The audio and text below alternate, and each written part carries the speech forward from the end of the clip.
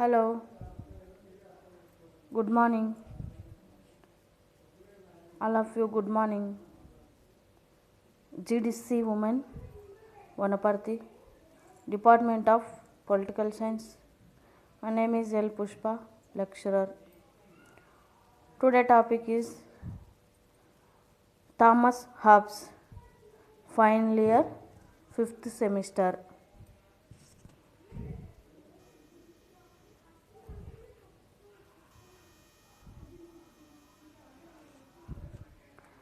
Thomas Hobbs పరిచయం.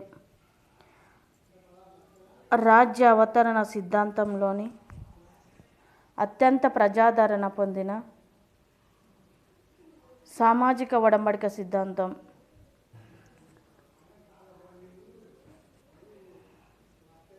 రాజకీయ వ్యవస్థలో రాజ్యం ఏర్పడక ముందున్న సామాజిక వ్యవస్థను ప్రభుత్వం అనే రాజకీయ సంస్థలు లేవు. అంటే రాజ్యం ఏర్పడక ముందు ప్రభుత్వము రాజకీయ సంస్థలు అనేటివి లేవు,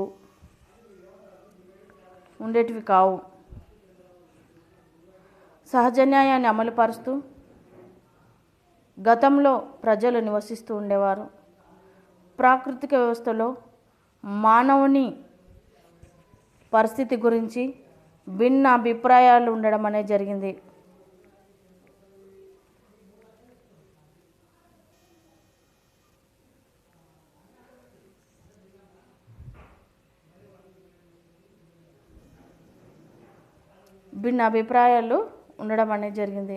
ప్రాకృతిక వ్యవస్థలో ప్రాచీన నాగరిక మానవుడు సుఖంగా హాయిగా ఉండేవాడని కొందరు శాస్త్రజ్ఞుల అభిప్రాయం.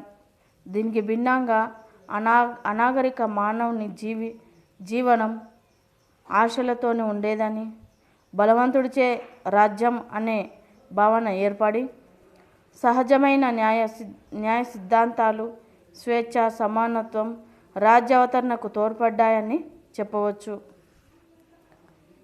హాబ్స్ జీవిత చరిత్ర.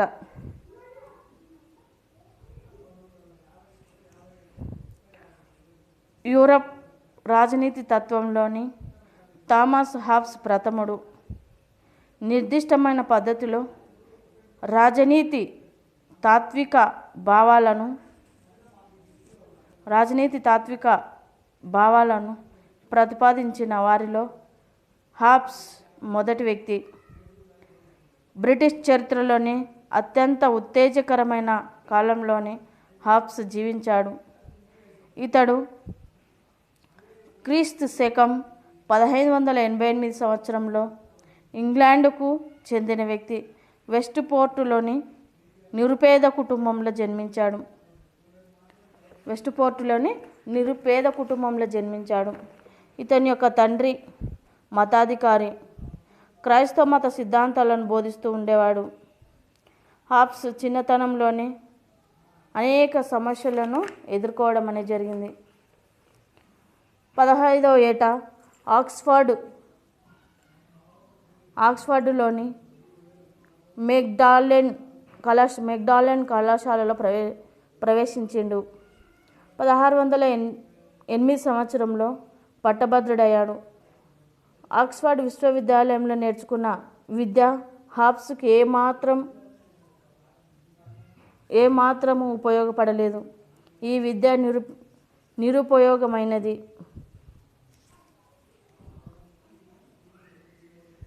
ఈ దశలోని హాబ్స్ అనేక ప్రాచీన తత్వవేత్తల మనోభావాలను అర్థం చేసుకున్నారు.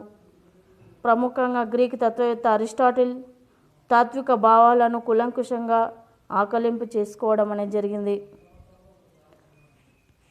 యూరప్ రాజకీయాల్లో నెలకొన్న నిరపేక్ష రాచరిక ప్రభుత్వ విధానాన్ని హాబ్స్ ఆకట్టుకున్నది. రాచరిక వ్యవస్థలోని పరిపాలన విధానం అవగాహన చేసుకొని హాబ్స్ ప్రజాస్వామ్య వ్యతిరేక దృక్పథాన్ని అనుసరించేటట్లు చేశాడు. ఇంగ్లాండ్లో జరుగుతున్న అంతర్యుద్ధాలకు హాబ్స్ పారిపోయి ఫ్రాన్స్కు పారిపోయాడు. 1650 సంవత్సరంలో లివియథాన్ అనే ప్రసిద్ధి చెందిన గ్రంథాన్ని రచించాడు.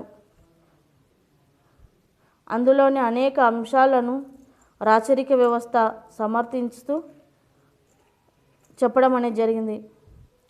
పోప్ వ్యవస్థను కూడా వ్యతిరేకించాడు. కాబట్టి ఇతడు ఫ్రాన్స్లో జీవించడం కష్టమైంది. అందువల్ల ఇతడు దారిలో ఒక రహస్యంగా ఉండి ఇంగ్లాండ్కు రావడం జరిగింది.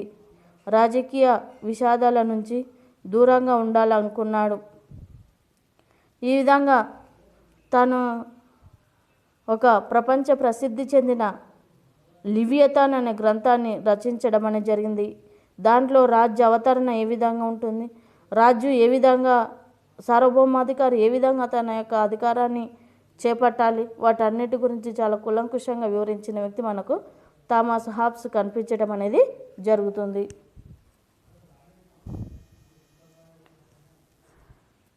హాబ్స్ యొక్క రచనలు: సిటిజన్ 1642లో రచించాడు. లెవియథాన్ అనే గ్రంథం ప్రసిద్ధి చెందిన గ్రంథం. 1651లో దీన్ని రచించడం అనేది జరిగింది.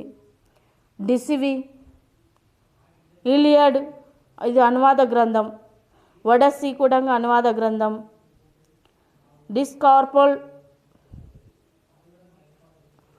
మానవ స్వభావం, కార్పోల్ పాలిటిక్స్, థూసిడైడ్స్ ఈ విధంగా తన యొక్క రచనలుగా మనం చెప్పుకోవచ్చు. హాబ్స్ సిద్ధాంత వివరణ: శాస్త్రీయ భౌతికవాదం. శాస్త్రీయ భౌతికవాదం. థామస్ హాబ్స్ లెవియథాన్ అనే గ్రంథాన్ని సామాజిక ఒడంబడిక సిద్ధాంతం గురించి వివరించడం జరిగింది. అంటే ఆనాటి ఇంగ్లాండులో చెలరేగిన అంతర్యుద్ధాలు వల్ల ఏర్పడిన పరిస్థితులను, రాజ్యావతరణ పట్ల హాబ్స్ అభిప్రాయం కేంద్రీకరించి క్లిష్ట పరిస్థితి నుంచి దేశాన్ని కాపాడాలని, శాంతి భద్రతలు నెలకొల్పాలని, సర్వ అధికారాలు గల సార్వభౌముడు అవసరమని హాబ్స్ భావించాడు. అంటే ఇంగ్లాండును కాపాడడం కోసం సర్వ అధికారాలతో కూడుకున్న రాజు కావాలి, శాంతి భద్రతలను పరిరక్షణ చేయాలి. ఈ ఇంగ్లాండ్ని ఇలాంటి క్లిష్ట పరిస్థితుల్లో దాన్ని పరిరక్షించాలని హాబ్స్ భావించాడు. హాబ్స్ ఆనాటి పరిస్థితులను దృష్టిలో పెట్టుకొని రాజ్యానికి తిరుగులేని నిరపేక్ష రాజ్యాధికారం, సార్వభౌమాధికారి కావాలని విపులీకరించాడు. నిరపేక్షమైన సార్వభౌమాధికారి కావాలని ఇతడు భావించడం అనేది జరిగింది.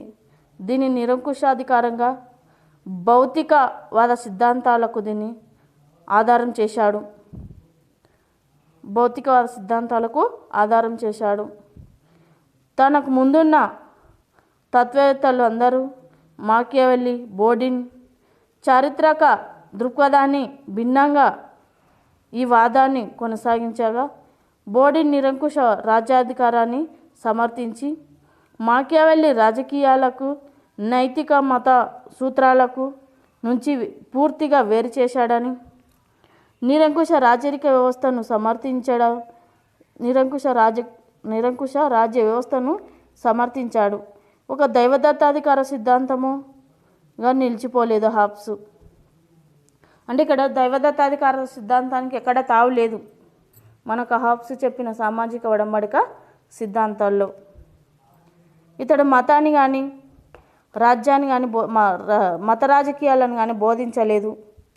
దీని రేఖాగణితానికి పోల్చి భౌతిక శాస్త్రానికి అనువాదించి చెప్పడం అనేది జరిగింది. ఎందుకంటే భౌతికవాదం, రేఖాగణితం ఖచ్చితమైన ఫలితాలు ఉంటాయి కాబట్టి దీన్ని కూడా సమాజంలో అన్వయిస్తే బాగుంటుంది, ఇలాంటి ఖచ్చితమైన ఫలితాలు ఉంటాయని హాబ్స్ యొక్క అభిప్రాయం.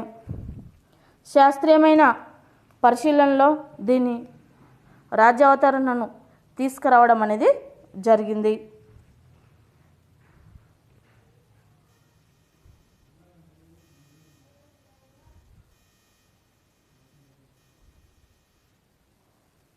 మానవ స్వభావం.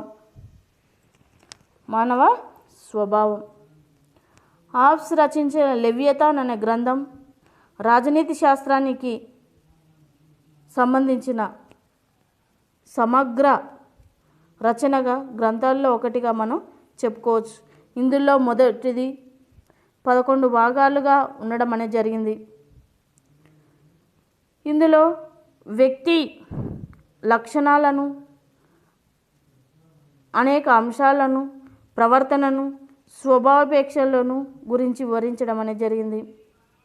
హాబ్స్ ఎక్కువగా వ్యక్తి సాధారణ ప్రయోజనాలకు ప్రాధాన్యత ఇస్తాడని చెప్పడం అనేది జరిగింది. వ్యక్తి తమ యొక్క సాధారణ ప్రయోజనాలకు ఎక్కువగా ప్రాధాన్యత ఇస్తాడని చెప్పడం అనేది జరిగింది. మానవుడు స్వార్థపరుడు, స్వలాభాపేక్షతోని జీవన విధానం కొనసాగిస్తూ ఉంటాడని పేర్కొనడం అనేది జరిగింది.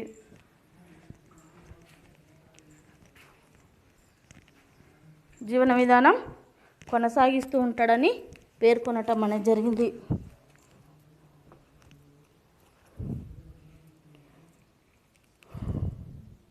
మానవుల్లోని వ్యత్యాసాలు ఉన్నప్పటికీ, ఒకే రకమైన శరీరతత్వం ఉన్నప్పటికీ కూడా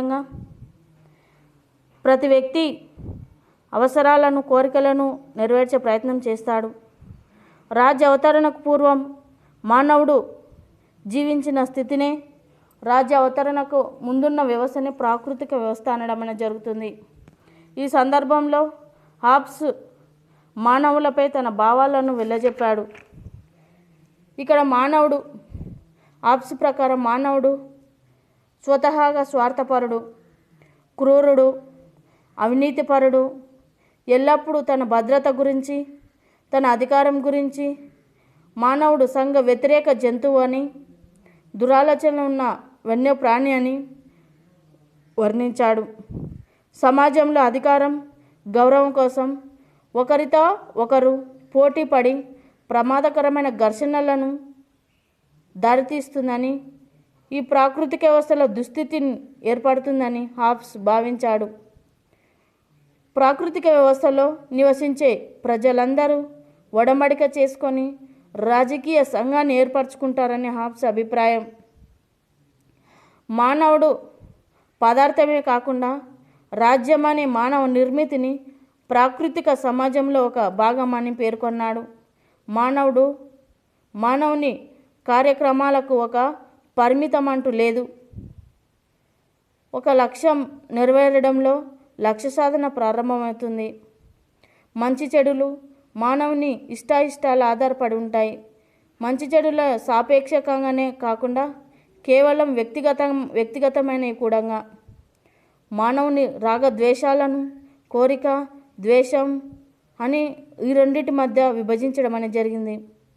మానవుల మధ్య ఎటువంటి వ్యత్యాసం లేదని, మానవులు ప్రకృతి సమానంగా చేసింది, శారీరక తెలివితేటల్లో వారు సమానులేనని హాబ్స్ ఉద్దేశం.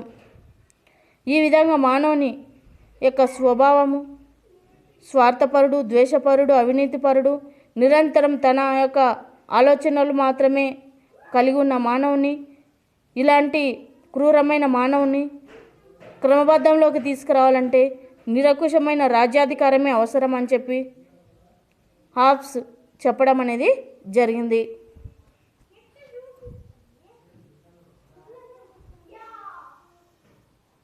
ప్రాకృతిక వ్యవస్థలో మానవుడు సంఘంతో అవసరం లేకుండా నివసించేవాడు. ప్రాకృతిక వ్యవస్థ అంటే రాజ్యానికి ముందున్న వ్యవస్థను ప్రాకృతిక వ్యవస్థ అంటాం. అంటే ఇక్కడ రాజ్యానికి మానవునికి ఎలాంటి సంబంధం ఉండదు. ఈ వ్యవస్థలో దండనాధికారం లేకపోవడం వల్ల ఒకరికొకరు ఘర్షణలకు పడుతూ ఉండేవారు అని హాబ్స్ అభిప్రాయం. అంటే ఎవరికి వాళ్ళ జీవన విధానం కొనసాగించడం అనేది జరిగేది. దండనాధికారం అనేది లేదు, రాజ్యము చట్టం అనేటివి లేవు అని హాబ్స్ యొక్క అభిప్రాయం.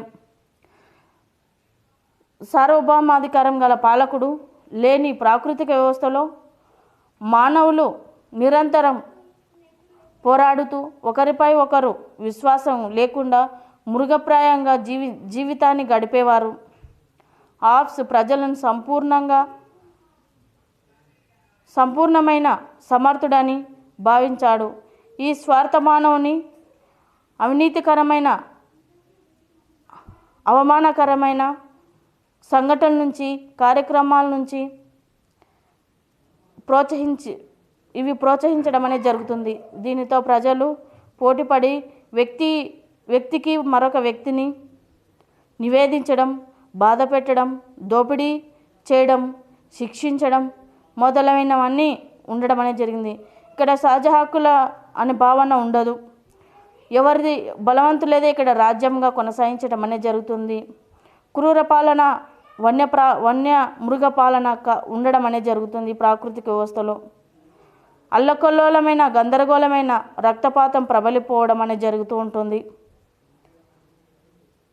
ఇక్కడ పరస్పర దుస్థితి నుంచి మానవుని విముక్తి కావాలంటే ఇలాంటి వన్యమృగం పాలన నుంచి, అటవిక న్యాయం నుంచి మానవుల్ని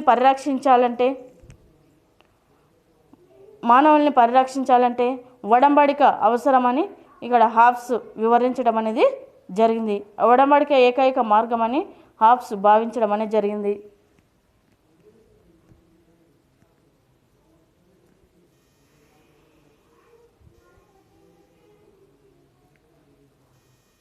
సామాజిక ఒడంబడిక. ప్రాకృతిక వ్యవస్థ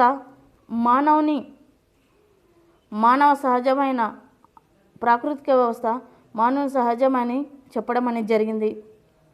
ఇలాంటి దుర్భరమైన జీవితాన్ని అనుభవించిన ప్రజలు గొప్ప సంచలనం ఏర్పడి ప్రజలందరూ సమిష్టిగా నివసించడం కోసం ప్రజలందరూ కలిసి జీవించాలనే ఆలోచన ప్రారంభం కావడం అనేది జరిగింది. మానవులు సాధారణంగా శాంతిని, సమిష్టి జీవితాన్ని కోరుకుంటారు.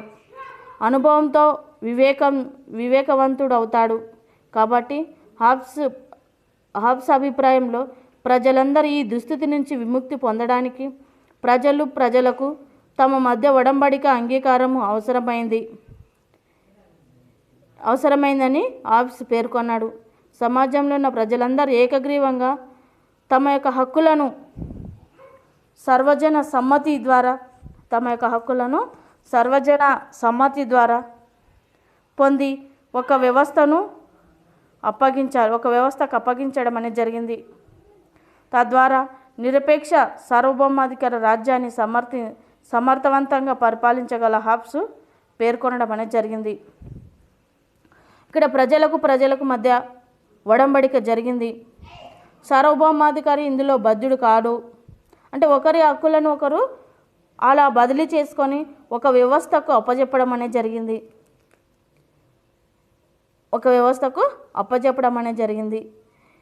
ఇక్కడ ప్రజల సర్వజన సమ్మతిని వ్యవస్థకు అప్పగించడం, సర్వజన సమ్మతి పొందిన ఒక వ్యవస్థకు అప్పజెప్పడం అనేది జరిగింది. తద్వారా నిరపేక్షమైన రాజ్యాన్ని సమర్థవంతంగా పరిపాలించగలడని హాబ్స్ పేర్కొన్నాడు. ఇతడు సార్వభౌమాధికారి ఒప్పందంలో భాగస్వాముడు కాడు. ప్రభుత్వానికి మధ్య ఎలాంటి వ్యత్యాసము చూపలేదు. ఇతని ఉద్దేశంలో ఒడంబడిక ద్వారానే రాజకీయ సమాజం ఏర్పడుతుంది. అంటే ఇక్కడ సార్వభౌమాధికారి ఎలాంటి ప్రజలు చేసుకున్న ఒప్పందానికి ఇక్కడ సార్వభౌమాధికారికి ఎలాంటి భాగస్వామ్యం లేదు. రాజ్యాధికారి అయిన సార్వభౌముడు ఈ అధికారాన్ని శాంతి భద్రతల పరిరక్షణ చేయడం అనేది జరుగుతుంది. ఒడంబడిక ద్వారా ఏర్పడిన సార్వభౌమాధికారి నిరపేక్షమైన, అవిభాజ్యమైన, స్వార్థపరుడైన అసాంఘిక మానవుని పరిరక్షించడం అనేది జరుగుతుంది. అంటే నిరపేక్షమైన సార్వభౌమాధికారాన్ని, విభజించడానికి వీలు కాని అవిభాజ్యమైన అధికారి ఇక్కడ స్వార్థపరుడు అసాంఘిక మానవుని సమాజం నుంచి పరిరక్షణ చేసి భద్రత ఏర్పరచడానికి ఈ సార్వభౌమాధికారం ఉపయోగపడుతుందని హాబ్స్ భావించాడు. సార్వభౌముడు చట్టబద్ధమైన పరిపాలన అధికారి. ప్రాకృతిక వ్యవస్థలో వ్యక్తికి ఉన్న అధికారాన్ని ప్రజల మధ్య ఏర్పడిన ఒడంబడిక ద్వారా సార్వభౌముడు పొందుతాడు. తత్ఫలితంగా సార్వభౌముడు చట్టాలను రూపొందించి అమలుపరుస్తాడు. సార్వభౌముడు హాబ్స్ భావించినట్లుగా ఎదురులేని ఉన్నతమైన వ్యక్తిగా ఉంటాడు. ఈ అధికారాన్ని పరిమితం చేసి శాసించే మరో అధికారం లేదు. అంటే ఈ అధికారాన్ని శాసించే అధికారం మరొకరికి లేదు. నిరపేక్షమైనది ఇది. ఎవరికి సమాధానం చెప్పాల్సిన అవసరం లేదు. ఏ రాజ్యానికి లోబడి ఉండవలసిన అవసరం లేదు. ప్రజలే ఇతనికి లోబడి వ్యవహరించడం అనేది జరగాలి. ప్రజలే ఇక్కడ విధేయులై ఉండడం అనేది జరగాలి. సార్వభౌముడు ఏకైక కార్యనిర్వహణ అధికారి. ఇతడు సలహాదారుగా నియమించుకోవచ్చు. చట్టాలను వ్యాఖ్యానించే అధికారం సార్వభౌముడికి మాత్రమే ఉంటుంది. సహజ న్యాయం కూడా ఇతనిని అధికారాన్ని పరిమితం చేయలేవు. ఇక్కడ సహజ న్యాయం కూడా అధికారాన్ని పరిమితం చేయడానికి వీలు లేదని చెప్పి హాబ్స్ భావించడం అనేది జరిగింది.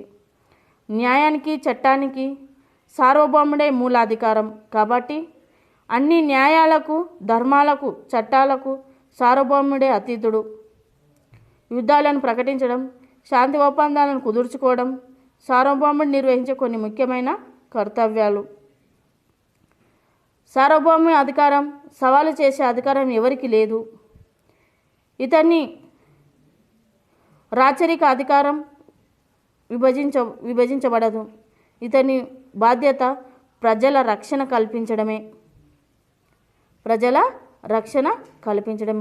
ఈ విధంగా నిరపేక్షమైన సార్వభౌమాధికార సిద్ధాంతాన్ని సాధ్యమైందని భావించటం అనేది జరిగింది.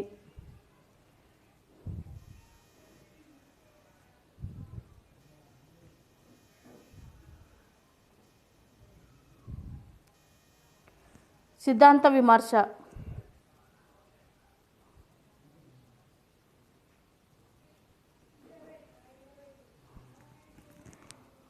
హాబ్స్ రాజనీతి సిద్ధాంతం, సామాజిక ఒడంబడిక సిద్ధాంతాల్లో నిరపేక్షమైన సార్వభౌమాధికారాన్ని తీవ్రమైన విమర్శలకు గురి కావడం అనేది జరిగింది. దీనికి కారణం ఆనాటి యూరప్ దేశాల్లో పరిస్థితులను, అతని రాజకీయ భావాలకు ఒడంబడిక ప్రాముఖ్యతను ప్రజలు సరిగ్గా అవగాహన చేసుకోలేకపోవడం. అంటే ఆనాటి కాలంలో యూరప్లో ఉన్న పరిస్థితులను సరిగా అర్థం చేసుకోలేకపోవడమే ఇక్కడ జరిగింది. హాబ్స్ నిరపేక్ష సార్వభౌమాధికారాన్ని అగ్రస్థానం ఇవ్వడం అనేది జరిగింది. వాస్తవానికి సత్య దూరంలో ఉన్నాడని అపోహలు పడడం అనేది జరిగింది.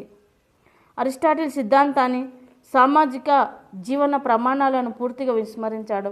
అరిస్టాటిల్ ఏమిటాడు? మానవుడు సంఘజీవి, మానవుడు సంఘంలో జీవించడం అనేది జరుగుతుంది. ఆ సంఘము మానవుని యొక్క అన్ని అవసరాలను తీర్చడం అనేది జరుగుతుంది. మానవుని అవసరాల కోసం ఏర్పాటు చేసుకున్న వ్యవస్థనే రాజ్య వ్యవస్థ అని చెప్పడం అనేది జరిగింది. కానీ ఇక్కడ హాబ్స్ ఏం చేసిందంటే అలాంటి సామాజిక జీవన ప్రమాణాలను పూర్తిగా విస్మరించడం అనేది జరిగింది. హాబ్స్ వర్ణించిన ప్రాకృతిక వ్యవస్థలో సహజ జీవనం సమర్థవంతమైన రాజకీయ జీవనానికి ప్రతిబింబించలేదు. ప్రాకృతిక వ్యవస్థలో సహజ హక్కులు ఉంటాయని కూడా గుర్తించలేదు.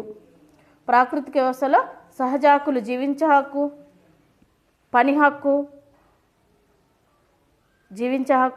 పని హక్కు ఉంటాయని గుర్తించలేదు. అదేవిధంగా దుష్టులైన మానవులని ఏ కోణం నుంచి నియంత్రించాలనే ఆలోచన మాత్రమే కలిగి ఉండడం అనేది జరిగింది.